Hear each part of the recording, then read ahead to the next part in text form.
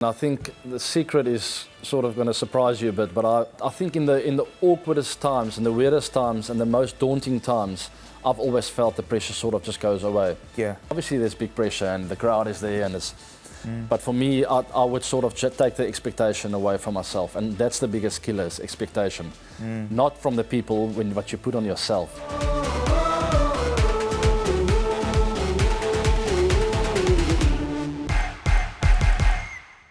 A lot of us feel, and I think the world feels, you retired early. Why? One of those personal reasons. Yeah, if you don't mind. I think. Because you were traveling a lot. Yeah. So the environment in the South African team to me was a bit of a problem at the time. I felt it was always a battle throughout my whole career to really have the kind of setup that I wanted to be a part of. Graham achieved that as a captain. He was incredible. He made us believe that we are one unit and there's nothing else that matters. And that sort of started changing for me towards the back end of my career. I think I lost a lot of friends in Boucher, Smith, Callis, at the same time, and all of a sudden looking around, none of them were there. Yes, Faf were there, and some of the other guys, but they were all younger than me, all played less games, and all of a sudden it was all on me to drive this thing, and which I really enjoyed. But I think you need a group like 4 or 5 people around you that are very tight, understand the same things that you do, and I never felt that I really had that towards the back end of my career, and that played a big role. The politics in South Africa. Sure.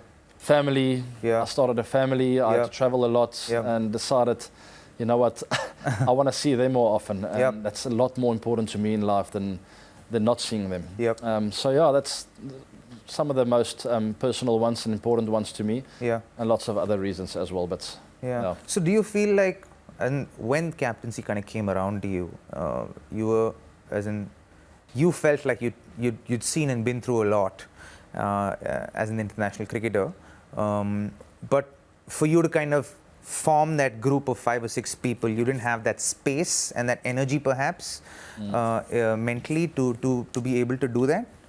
Yeah, it's a very interesting dynamic, that, and I think it's up to the captain to sort of create that yourself by the people that finally ends up in the team. But if you don't have that kind of power to have the players that you want to and the kind of coaching staff, I don't know, every team is different. Some teams have the coaching control, some teams have a board in control. I think Graham had a lot of say when he was playing, making sure that he's got his group around him. I don't think he had all the power, but a big part of it. So yeah, that's important. If you know you have 4 or 5 players around you and they've got your back no matter what, I think it's enjoyable to be captain like that. Yeah, interesting. Not many people, I think most people consider you to be the greatest white ball player to have ever played the game. You've set templates for batters for, I think, the next 2 generations, not just one. How would you define your own legacy as far as white ball cricket is concerned? It's a tough question. I don't like to talk about myself too much, especially the good stuff. I don't look at stats, as you know. I know my stats look pretty good. I know Virat's stats is much better. So he must be the best player that's ever played the game, and which I'm very happy to say as well. He's been unbelievable. That's never been important to me. It's always been important. What's been important to me is the way I do it. The never say die kind of attitude, always seeing an opportunity in all situations of all games. And I think that's what defines me, and that's the reason why you saw all these crazy shots.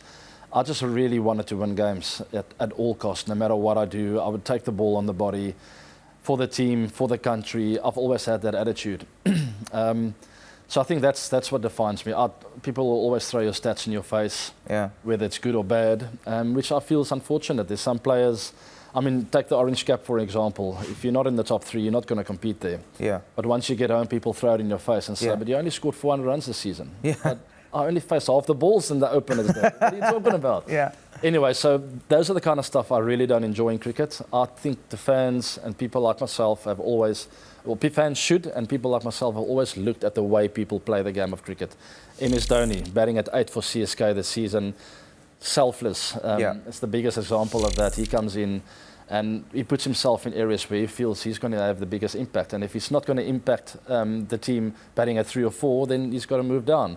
But he still sees an impactful role as captain and as leader as the team. But anyway, those are the kind of people I really respect in the cricketing space, which I love watching play.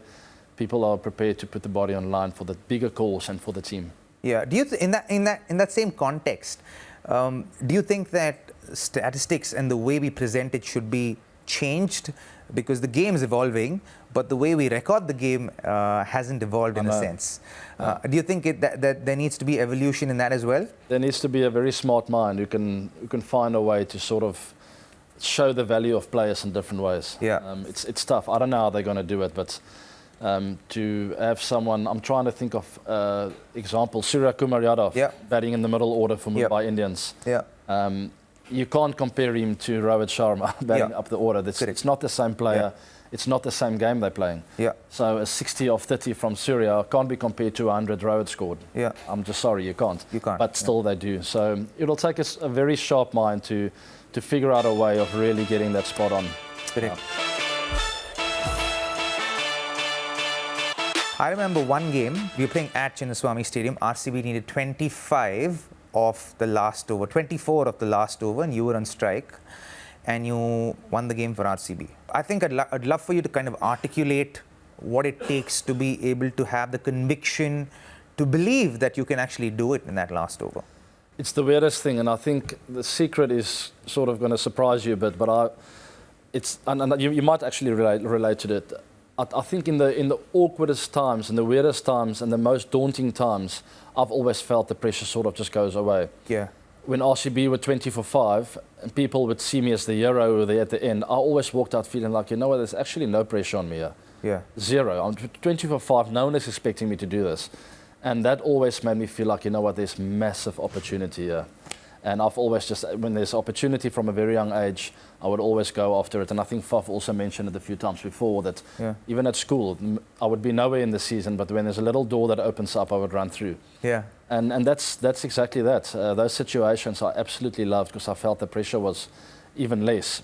Obviously there's big pressure and the crowd is there and it's, but for me, I would sort of take the expectation away from myself. And that's the biggest killer, is expectation. Not from the people, what you put on yourself. Yeah. So that's what sort of got really tough towards the back end of my career.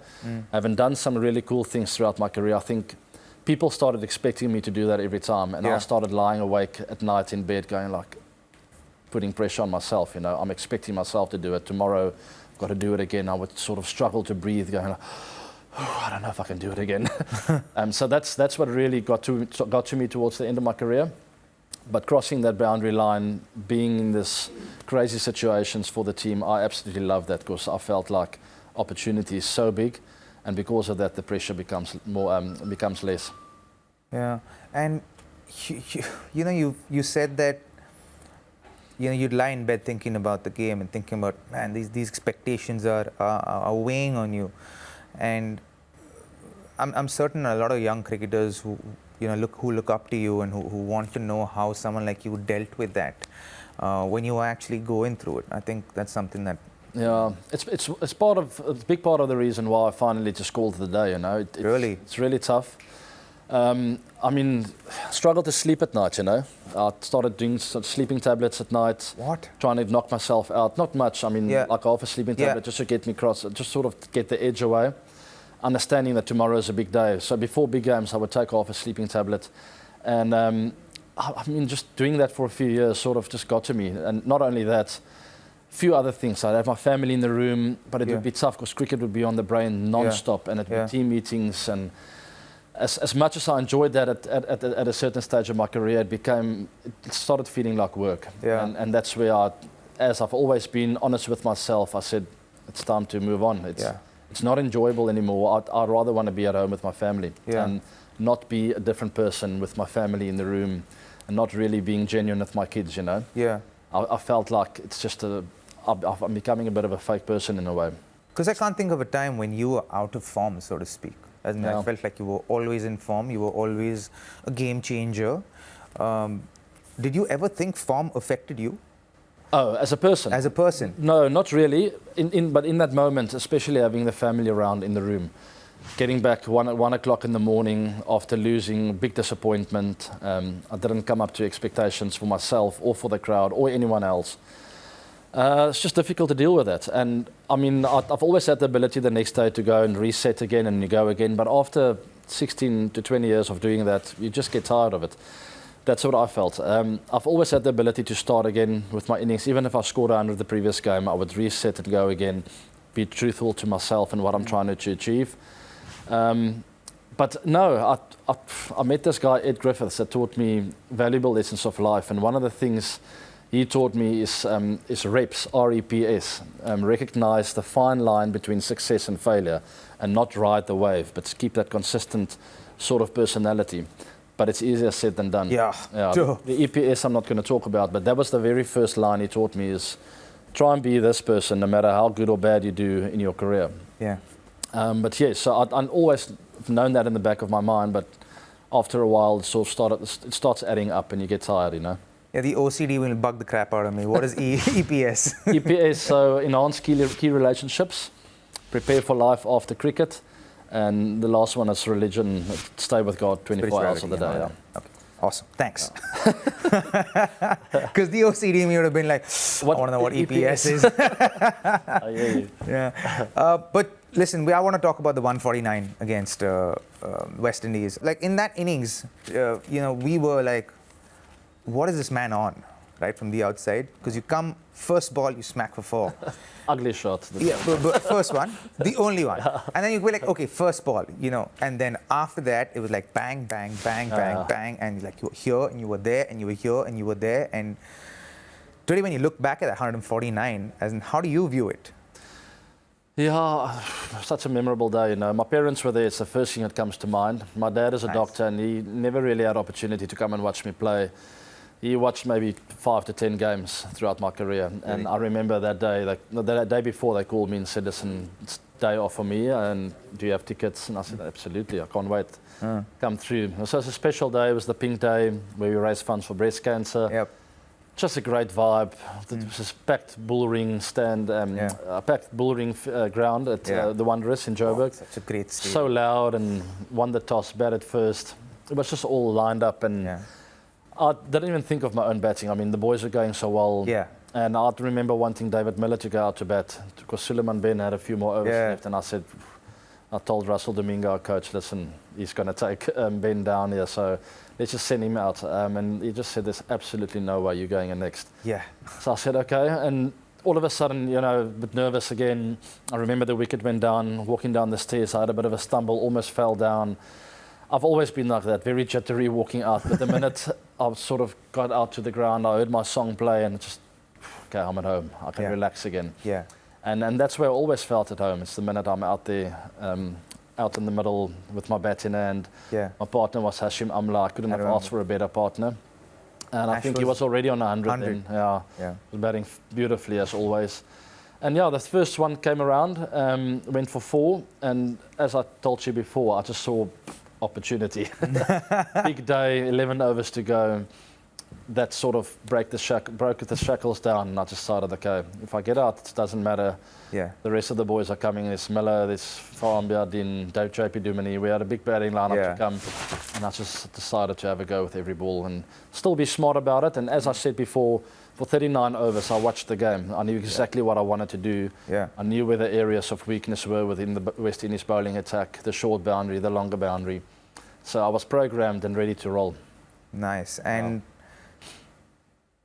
did you speak to Hash after it? What are the conversations with Hash there? Because he was on 102 or 3 when you went out of bat, and he was 120 when you both came out, and you were 149. I remember him just shaking his head from time to time. He called me Abbas, and he would just go like, Abbas, what are you doing? I just kept going, and Ash would just shake his head and just I'd do a fist bump. He's one of the best people I've ever played cricket with. It's one of the guys that I remember playing with, and we had such a great bond, and it was fantastic that he was out there with me that day. Yeah, and how much of that innings was or did involve premeditation as a batter for you? Yeah, quite a lot more than the West Indies game at Sydney that I spoke about before. That was just mind shut off completely. The West Indies one, quite a lot of premeditation, but just in the zone. It was just all in slow motion. And I think my my skill to read the game that day was better than ever. I was really just anticipating the flow of the game, what the bowlers are trying to do.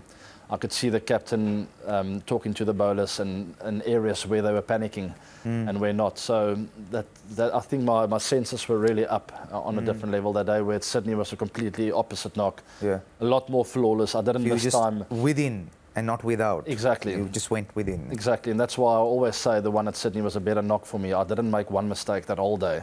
Wow. Where the Wanderers, I would miss time a couple, but because of the altitude, I'd get away with it a bit. I remember that six that you hit on 98. It wasn't a bad delivery because he saw you move. Yeah. And then I was like, how did he connect that? Yeah, I wanted him to go at the stumps because I didn't miss one of those on the day, and it's the shortest boundary. And he followed me wider, and then I thought, okay, LBW and bowled out of the equation. It's literally a matter of making sure I get enough bats on this, get it in the air. I mistimed it. Wasn't out of the middle. It went a bit low, so low for the bat because he was a bit skiddy through out to the offside of my crease. Got enough bats, and I remember thinking, oh, I don't know if it's enough. I don't know if it's enough. Yes, it's enough.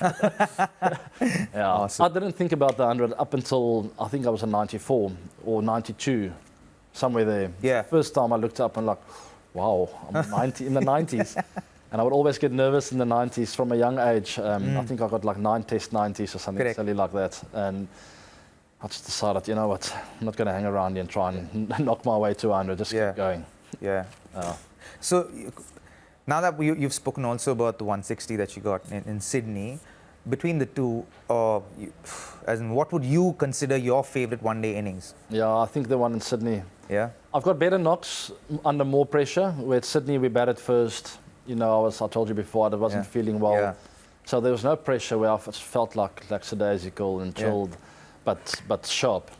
Where I think when you chase a target, there's a lot more on the game. You know what's required. Your teammates know what's going on. Everyone in the crowd knows the run rate's there now. So I think I've played better knocks under pressure chasing, where I can't think of any one of them now, which is not great. Some games against Australia, I think there's one in Zimbabwe where we had a series against them. Correct. We had the Tri-Series. Some incredible chases there under pressure, where there's a lot of banter between myself and Mitchell Johnson at the time, having a go at me, having a go back. Lots of stuff was said in the press. It was just prior to the World Cup, so we wanted to prove a point. So those are the knocks that really stand out, chasing under pressure, where there's a lot on the spell. But the most flawless knock I've ever played, there are two. It's the one in Sydney, white ball cricket, and red ball cricket, my very final Test 100 in Port Elizabeth. Port Elizabeth. What a 100 against the Aussies, under big pressure, lots of controversies going on. Lots of banter. Yeah. So that was probably the best knock I've ever played. I remember with the red ball. Yeah, you made a switch in that innings when you're like, you know what, I'm just going for it. Yeah. Bang, bang, bang, bang. The ball started reversing. Yeah. And I've always found that hanging around against a reversing ball, you're almost waiting to get out. Yeah. And I decided to get them off their lengths a bit. I had to sort of take them off their lengths, pull a couple of ones that are not so short, come out of my crease. Yeah. So I sort of started irritating them a bit. Yeah. And I think that got the best bowling attack in the world at that time, a little bit off their game. And I capitalised on that. And unfortunately, we slipped up against New Zealand in that semis. And it was heartbreaking. It was a big knock for me in my career. Yeah. To me, it's not political, it's not racial. To me, I wanted the best team on the day, and I'll go with form and who I feel is the right player at the time. So I didn't get that team, and to get that knock 10 minutes before our team meeting the day before the semi-finals of the World Cup was absolutely unnecessary and uncalled for. But